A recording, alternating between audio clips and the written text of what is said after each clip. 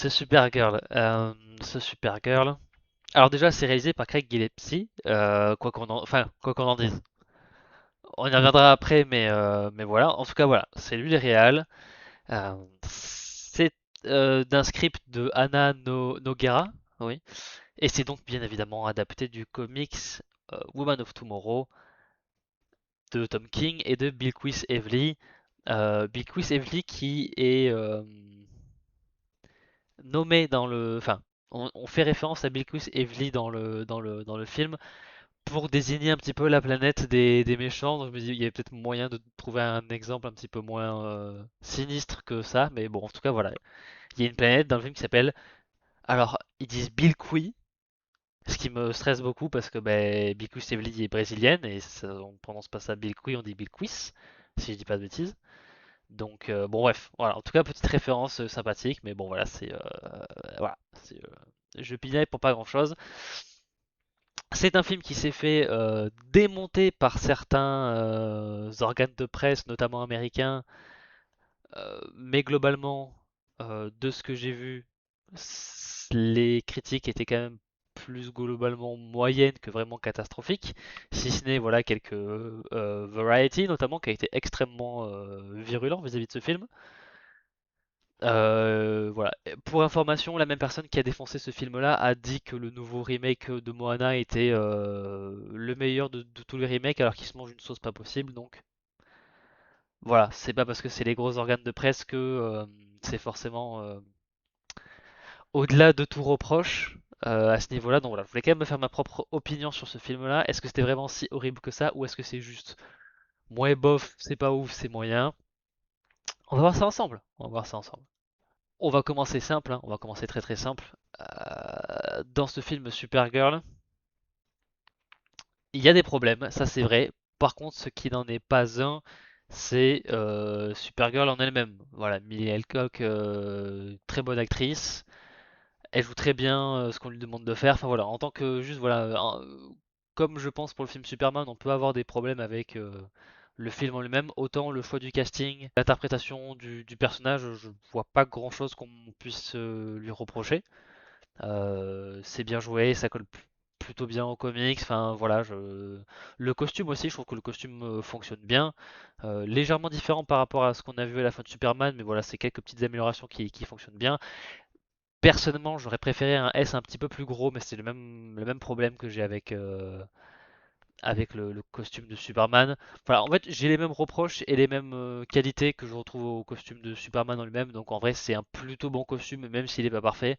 Voilà. Niveau Supergirl, pas grand chose à redire. Les défauts du film ne sont absolument pas du fait de Millie Alcock. Salut Desert Stark, ni même que. Alors, j'ai plus le nom de l'actrice qui joue Ruthie. Pareil, voilà. Alors, qui est plus jeune aussi, parce que du coup, on pourrait s'entendre. Qui est plus jeune, donc on pourrait croire que voilà, en général, les acteurs et actrices qui sont plus jeunes, voire des ados enfants, ça peut être un peu compliqué parfois de temps en temps d'avoir un jeu très très bon. Là, je l'ai trouvé bonne dans le rôle aussi. Je pense qu'ils auraient pu donner quelques moments un petit peu plus d'émotion, émotifs, de craquage, hein, parce que bon, vu ce qu'elle traverse aussi, c'est pas, ce serait pas déconnant. Mais voilà, dans les émotions qu'elle montre, je trouve que c'est Eve Ridley, voilà, merci Desert. Euh, donc voilà. Ouais, je sais que le logo. Après, est-ce que c'est peut-être les gens ont du mal avec ce logo aussi, peut-être parce qu'il n'y a pas le fond noir, ou peut-être que justement, peut-être en prise de vue réelle, ça ne rend pas aussi bien qu'en comics. Après, c'est des questions de goût aussi, hein, donc. Moi, c'est pas le logo qui me gêne le plus. C'est pas celui que j'aurais mis, mais c'est pas ça qui me gêne le plus. Donc voilà, Ruthie, pareil, pas grand chose à redire en termes de choix d'actrice, de casting, tout ça. Par contre, j'ai du mal avec son costume, et c'est un petit peu symptomatique d'un de mes gros problèmes que j'ai avec le film. C'est que dans les comics, elle a un côté un petit peu plus fantasy, exotique. Enfin voilà, dans le film, c'est juste, t'as juste l'impression qu'elle a une veste verte, un bomber vert et un sorte de pantalon d'aviateur vert. Dans les comics, il y a tout un côté avec la pièce qu'elle a autour de la tête. Il y a un côté un petit peu plus, ouais, fantasy que vraiment juste SF à la Blade Runner. Je trouve que ça enlève un petit peu la particularité de l'aspect graphique et l'intérêt du titre, enfin du comics originel, qui arrivait bien à mêler et l'aspect fantasy et le côté science-fiction. Donc bon, voilà, c'est plus sur des détails visuels que voilà les deux personnages. Voilà, je peux avoir des reproches dessus. Le problème aussi, c'est que ben, on développe pas peut-être autant la relation que dans le comics parce qu'on a peut-être pas autant de temps. Voilà, il y a 8 numéros dans le comics. Là, on a 1h45, 1h50. Du coup, on fait un petit peu la croix sur pas mal de choses. C'est dommage parce que le peu de relations qu'il y a entre les deux, on voit que l'évolution fonctionne plutôt bien. Enfin voilà, c'est. Mais je trouve que ça aurait mérité un petit peu plus de temps où les deux, ouais, où les deux jeunes femmes apprennent à se connaître, apprennent à expérimenter d'autres mondes, etc. C'est ce qui pour moi faisait l'intérêt du titre aussi. À chaque fois qu'elles changeaient de planète, Ruthie et Kara, elles découvraient d'autres sociétés, d'autres problèmes qu'elles essayaient de résoudre ou non. C'était voilà, ça faisait partie un petit peu de l'intérêt un petit peu du western spatial qu'avait le comics, avec voilà Oui, toute un road la, trip spatial, clairement, ouais c'est voilà, avec la variété de décors, de gens, de situations, etc. Là, on n'a qu'une portion de ces aspects-là, et donc ces portions-là sont bien, on développe bien les personnages en gros, mais c'est en moins grande quantité que dans le comics et je trouve que le film pâtit un petit peu de cette simplification de ces éléments-là. Ouais, après le fait qu'il y ait peut-être un petit peu moins d'aliens, je peux comprendre parce que ça coûte cher de faire beaucoup d'aliens. Justement, moi je mettrais ça dans les plus dans les points forts. Je trouve que sur ce qui est costume, décor pratique, naturel, ça se voit qu'ils ont un petit peu essayé de faire un truc un peu chiadé, pas juste assez basique. Alors c'est vrai qu'il y a beaucoup d'humains, notamment dans les personnages un peu plus importants, mais il y a pas mal de personnages dans le décor, etc., qui font un petit peu plus exotique, un petit peu plus alien. Mais c'est vrai que là aussi, on est loin d'avoir toute la diversité qu'on a dans le comics. Premier point qui m'a vraiment un petit peu dérangé, c'est que voilà, comme on l'a dit, il y a vraiment un côté vraiment ouais western cosmique, road trip cosmique que je retrouve beaucoup moins là-dedans parce qu'on va sur beaucoup moins de planètes. Je pense qu'on en voit 3 ou 4 à tout péter. 5 peut-être si on compte Krypton, mais planète de base, tac, tac. On voit 3 planètes, 4 en comptant Krypton. Et il y a vraiment quelques séquences assez brèves sur la Terre, mais bon, je ne vais pas compter la Terre comme une planète à part entière. Et notamment, voilà, au vu de la manière dont était illustré le cosmos, l'espace, les étoiles, dans le comics, on perd tout de suite en saveur dans le film, ça c'est clair. Il y a quelques plans sympathiques de temps en temps, on voit quelques jeux de couleurs plutôt sympas avec quelques anneaux autour d'une des planètes, mais c'est très limité. Il y a notamment une séquence qui se passe quasiment uniquement dans l'espace, où en plus on voit Kara un petit peu naviguer à travers des débris, des trucs comme ça. On aurait pu avoir l'occasion d'avoir un petit peu une séquence un petit peu plus chiadée en termes de visuel au niveau de l'espace, et c'est pas vraiment le cas. Euh, bon, c'est voilà, c'est un des premiers problèmes d'aspect visuel que j'ai avec le film, c'est que pour un film qui est censé être voilà se passer beaucoup plus dans l'espace que un Superman ou les films Marvel notamment, euh, par exemple, j'ai de meilleurs souvenirs en termes d'aspect visuel avec avec le premier Gardien des Galaxies. Qui, voilà, notamment les scènes qui étaient à Nowhere, on voyait des nébuleuses dans le décor. Enfin, il y avait moyen de rajouter des touches de couleurs, voilà, avec de nuages stellaires, enfin voilà, des constellations, machin. Là, c'est assez épuré, ce qui peut être beau en tant que tel, hein, mais ben, même si c'est pas une adaptation à 100% de Woman of Tomorrow, on reprend le méchant principal, on reprend l'aspect du fait que le chien se fait empoisonner, on reprend Ruffy, Kara, le truc qu'il faut trouver l'antidote, l'épopée dans l'espace. Donc, même si on n'a pas tout, on a vraiment la structure narrative et émotionnelle et de personnages que dans le comics. Donc, au bout d'un moment, ça amène un petit peu un aspect de comparaison qui est inévitable. De manière vraiment beaucoup plus directe, la planète natale de Ruffy dans les comics, voilà, c'est la photo qui est à droite. Alors certes, c'est un décor un peu, voilà, rocailleux, qui a pas énormément de couleurs extrêmement différentes. On n'a pas du bleu, on n'a pas du... Enfin, on est surtout dans du rouge, orange, jaune clair. On a un petit peu le bleu du lac voilà, mais bon, on n'a pas, c'est pas pétard non plus. Mais même en restant dans une famille de couleurs assez similaires, il y a énormément de variétés dans les nuances de couleurs, etc. Dans le film, voilà, Planète Natale, alors ils ont tourné une partie des séquences en décor naturel, et là pour le coup, bah, c'est plutôt joli, même si ça manque un petit peu d'exotisme, mais je peux comprendre de vouloir privilégier un décor naturel, peut-être un peu moins ambitieux à ce niveau-là, pour avoir un petit peu un sens de l'échelle des choses, de la taille des décors, des plaines, etc. En plus, voilà, enfin, c'est une belle plaine, enfin, je crois qu'ils sont allés en Norvège, si je dis pas de bêtises, pour aller filmer. Enfin, en tout cas, ils sont allés voilà, dans des pays où il y a des grandes vallées comme ça rend joli, mais c'est vrai qu'en comparaison, ça manque un petit peu de d'altération au niveau de l'étalonnage ou je sais pas quoi. Ouais, voilà, tu pourrais changer la couleur du ciel, etc. Ce qui enlèverait pas l'aspect que ça a été tourné en décor réel, dans des vrais décors. Il y a qu'à voir comment le désert a été travaillé dans Mad Max Fury Road pour voir que tu peux faire péter les couleurs de ton film tout en voilà, tournant dans des décors naturels, etc. C'est vrai que voilà, l'image de gauche est pas moche en tant que telle. Il y a une beauté dans ce plan-là, voilà, c'est des grands paysages et tout ça. Mais c'est vrai que tout de suite, quand tu compares, ça fait un petit peu mal. Et en plus, alors j'ai pas réussi à trouver d'image pour cet exemple-là, mais dans quelques scènes sur cette planète-là, on passe voilà de plans qui ont été filmés en décor naturel, qui ont de la gueule, etc.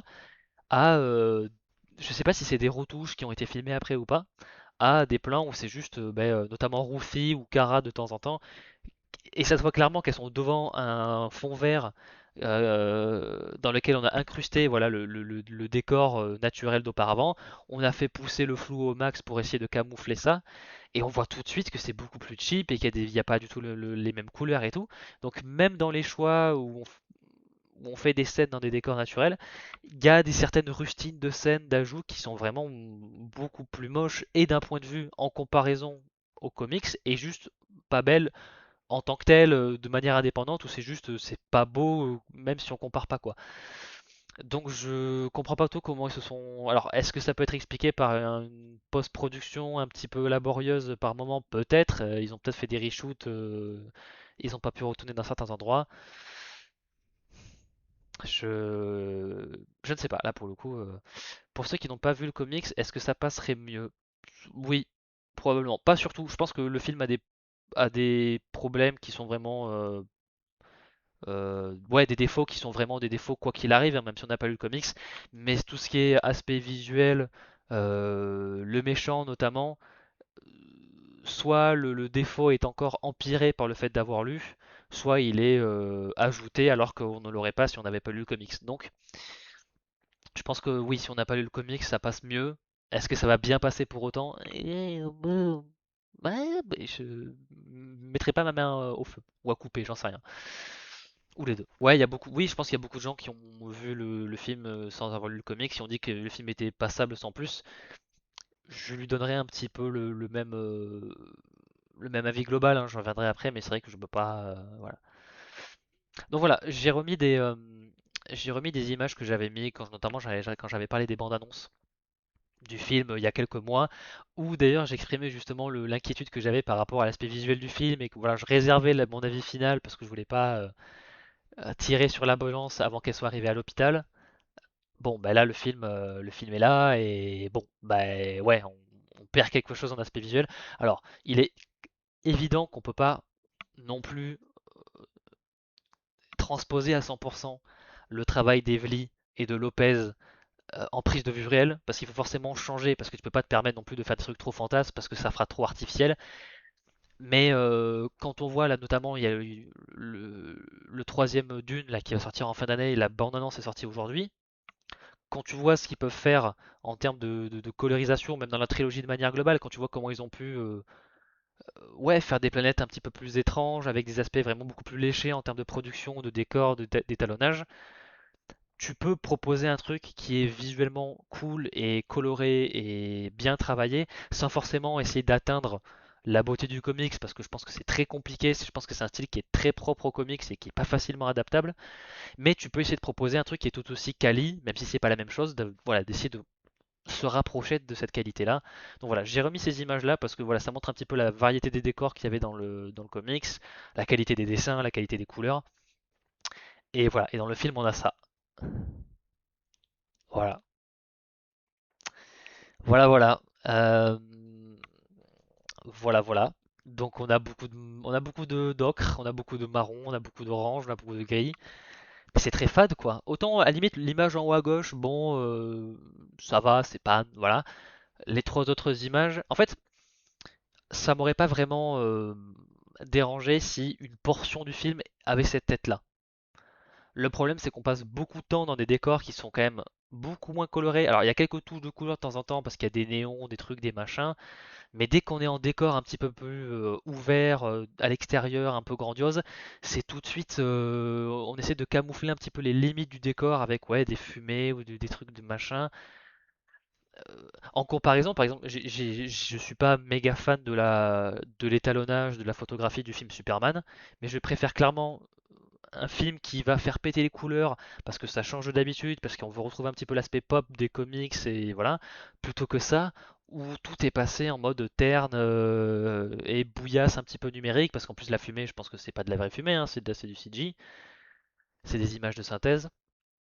Bon, si une partie du film avait été comme ça, mais en grande partie le film est comme ça.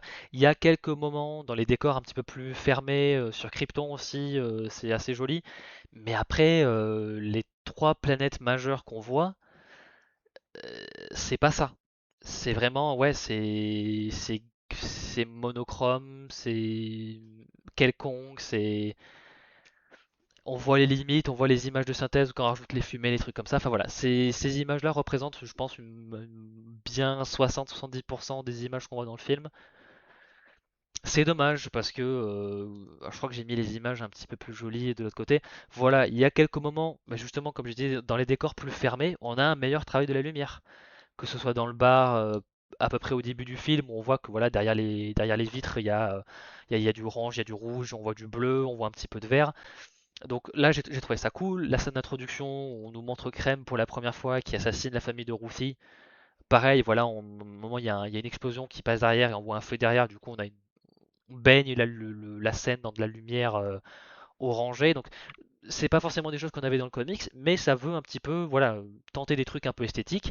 Et si tout le film avait été comme ça, j'aurais une appréciation beaucoup plus importante du film. Mais voilà, ces séquences-là, un petit peu plus en intérieur, parce qu'en plus les décors, je les trouve plutôt bien réussis. Ils font pas trop de cheapos. Donc c'est dommage parce que voilà, il y a quelques séquences comme ça où visuellement c'est pas trop mal. Donc voilà, c'est dommage. On voit voilà durant la séquence sur Krypton, voilà tous les flashbacks de Kara durant son adolescence. Voilà, on voit la destruction de Krypton, on voit la sauvegarde d'Argo avec le bouclier. Enfin voilà, c'est comme dans le comics, c'est dans les bandes annonces, voilà. Donc on voit un petit peu justement voilà le fait qu'elle n'a pas vécu la destruction de Krypton en un seul jour, hein. Elle l'a vu mourir un petit peu à petit feu et c'est un petit peu ça qui la traumatise. Et donc on a quelques séquences de flashback sur Krypton. Et pour le coup, là, j'ai trouvé que visuellement, c'était beaucoup plus réussi. Déjà, les acteurs, alors que ce soit Kara, Zor-El ou même Allura, enfin du coup ses parents, euh, alors déjà jouent bien, enfin tout le monde joue bien dans le film, il n'y a aucun problème. Mais là, en plus, ils parlent exclusivement en kryptonien. Donc voilà, il y a des scènes un petit peu plus, voilà, un peu triste, un peu voilà où il faut ressortir beaucoup d'émotions et tous les acteurs et actrices les sortent en kryptonien dans le film et ça marche très bien. Donc pas évident, mais voilà, Millie Alcock s'était très bien débrouillée avec le Valérien dans House of the Dragon. Elle se débrouille très bien aussi en kryptonien avec Supergirl. Donc voilà, c'était pas évident à ce niveau-là, mais ils s'en sont tous très bien. Et pour le coup, là, le côté beaucoup plus voilà monochrome de Krypton me dérange beaucoup moins. Déjà, il y a un aspect un petit peu gréco-romain, voilà, de beige clair, de blanc, on dirait un petit peu du marbre. Ils ont tous des toges un petit peu qui fait un petit peu la version de 78 de Superman, mais aussi un petit peu plus moderne en même temps. Donc l'aspect de Krypton, je le trouve très bien, parce qu'en plus, voilà, le fait que le monde est mourant lui-même, le fait qu'il n'y ait plus de vie, que le peu de couleur qu'il y a est en train de faner petit à petit, thématiquement, je trouve que ça colle très très bien, et ça a beau être monochrome, c'est pas pour autant moche. Il y a un beau travail là-dessus.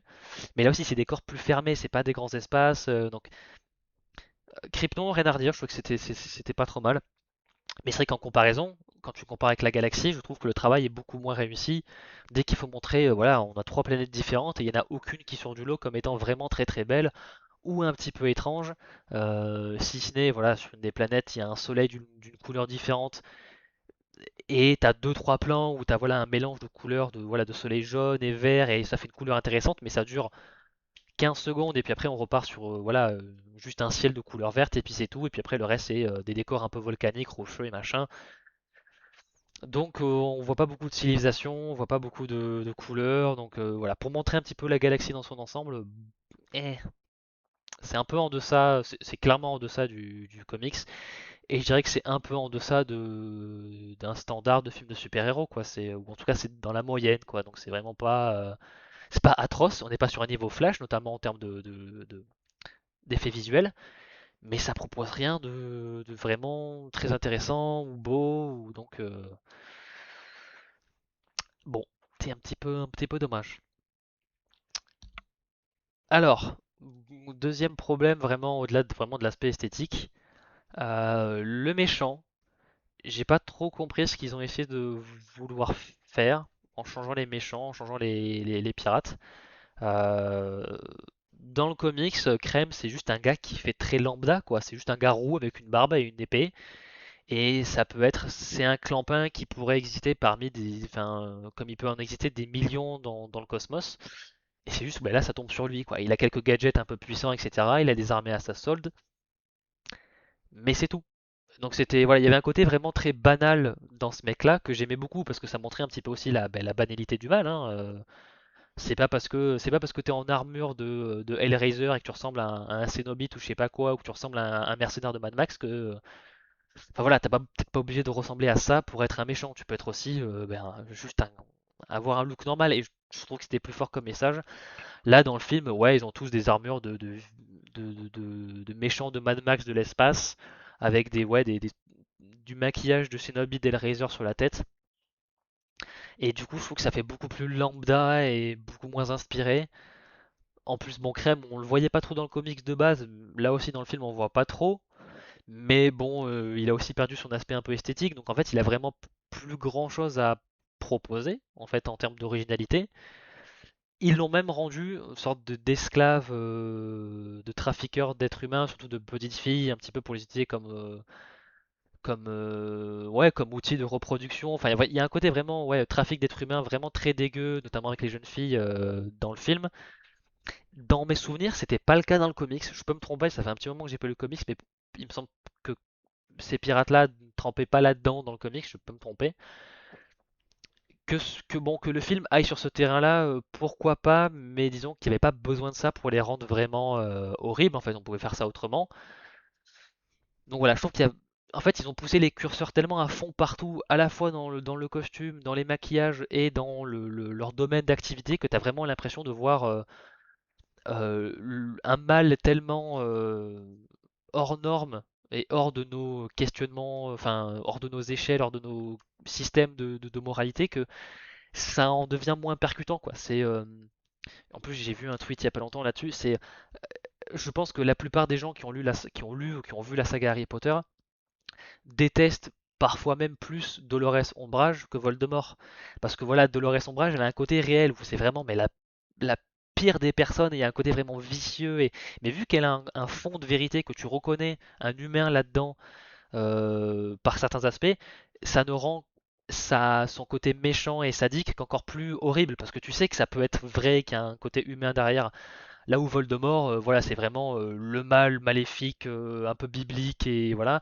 Et du coup, ça perd un petit peu en termes de tangibilité.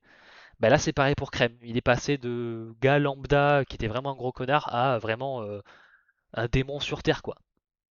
Donc bon, t'es un peu en mode ouais, c'est un méchant, mais c'est pas vraiment, enfin, ouais, ça s'efface un peu à ce niveau-là. Donc, en plus, c'est con parce que je trouve que l'acteur, tu l'aurais mis une perruque et une barbe rousse et il aurait très bien, enfin, il avait la tête de l'emploi, quoi. Il aurait bien fait le taf. Ils ont préféré lui coller plein de maquillage sur la tête. Il y a un sorte de trafiqueur de voix. Donc, ils ont vraiment poussé tous les curseurs à 11 en mode, vous avez vu, il est méchant, c'est l'homme méchant, très méchant. Enfin, voilà, quoi. C'est vraiment limite parodique sur certains aspects. Donc, à vouloir augmenter l'intensité, ils n'ont fait que la baisser, je trouve, à ce niveau-là. Donc bon. Euh, Après, voilà, comme j'ai dit, niveau scénar, c'est sensiblement la même chose, où voilà, il faut aller sauver le chien de Kara parce qu'il est empoisonné, et c'est Crème des collines d'Ocre qui est exactement, il est cré méchant. Il faut aller récupérer l'antidote auprès de Crème. Après, il y a quand même pas mal de choses qui changent, notamment la présence de Lobo, qui est pas méga utile. Je pense que le film aurait pu ne pas l'avoir.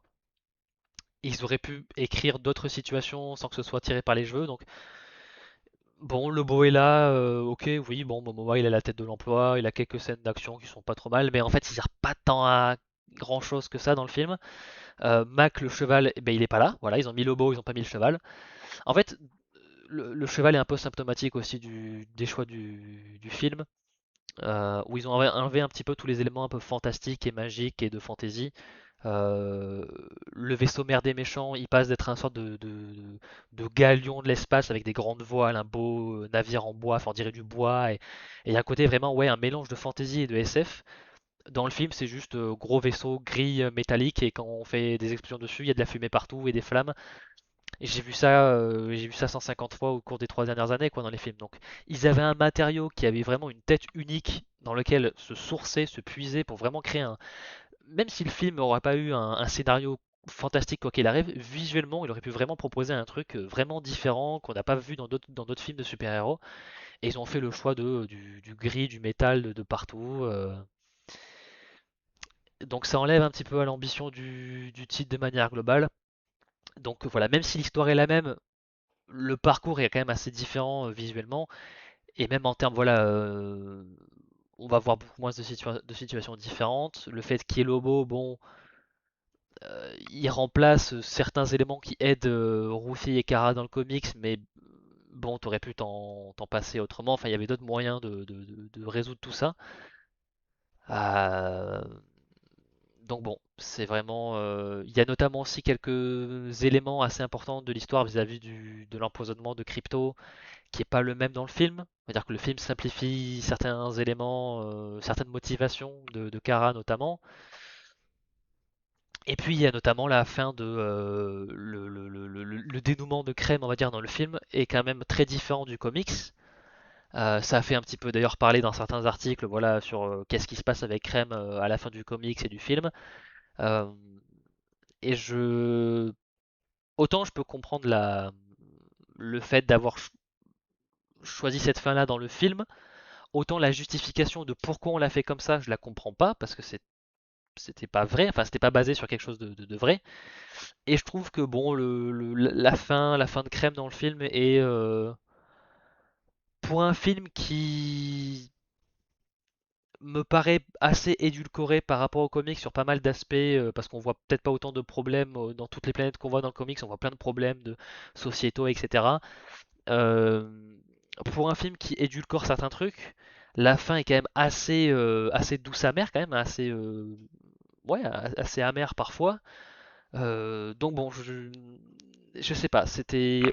Ouais, le choix me surprend pas trop, mais la justification était vraiment bizarre, et ça me fait poser des questions sur d'autres choix de créatifs, sur qui était aux manettes, qui était aux vérifications du script, du scénario, des motivations des personnages, parce qu'il y a quand même quelques trucs un peu bizarres.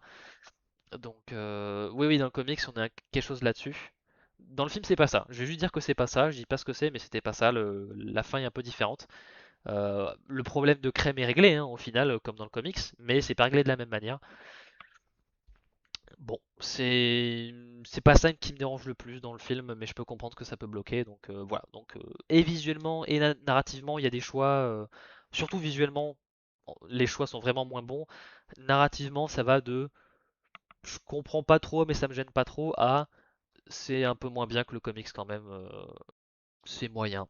Franchement, niveau jeu d'acteur, pas grand chose à redire. Il y a quelques séquences pardon, plutôt sympathiques, etc. Les scènes d'action, de temps en temps, c'est pas trop mal, et des fois, c'est trop cuté de manière, enfin, c'est cuté de manière trop rapide. C'est pas toujours très lisible. Il y a quelques trucs plutôt jolis dans le film. Le vaisseau de Kara à l'intérieur est plutôt cool. Il y a quelques choix musicaux qui sont bien, il y en a d'autres qui sont assez étranges. Lobo est pas désagréable, mais il sert pas à grand chose. Crème est inférieur par rapport aux comics, ça c'est clair. Visuellement, c'est inférieur aux comics, ça c'est clair. Après, franchement, je me suis plutôt attaché à Kara. Enfin, au niveau des personnages, je trouve que ouais, Kara fonctionne bien, Roussi fonctionne bien, même si son costume est pas aussi bien. Bon, c'est un petit peu plus simpliste que le comics, c'est moins ambitieux que le comics. Je trouve, ouais, c'est moins bien que le comics. Ça en fait pas un film atroce, mais si vous avez le choix entre voir le film ou lire le comics, allez lire le comics, quoi.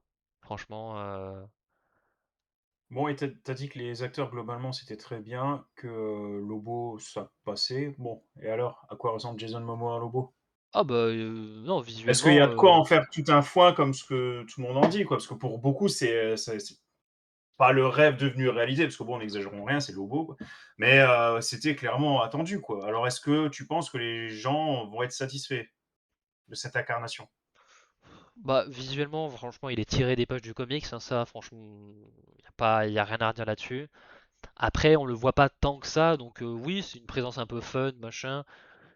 Bon, c'est un peu l'archétype Deadpool par moment, donc c'est pas ce qui me séduit le plus, mais vu qu'il est pas là tout le temps, bon. Mais franchement, ouais, on aurait pu s'en passer et le film aurait pas trop changé, mais vu que c'est pas désagréable sa présence, bon, voilà. Après, si on le revoit ailleurs, mieux Bon, utilisé, ok. je suis tout à fait pour. Comme voilà, Millie Alcock, pareil, j'ai envie de la revoir ailleurs.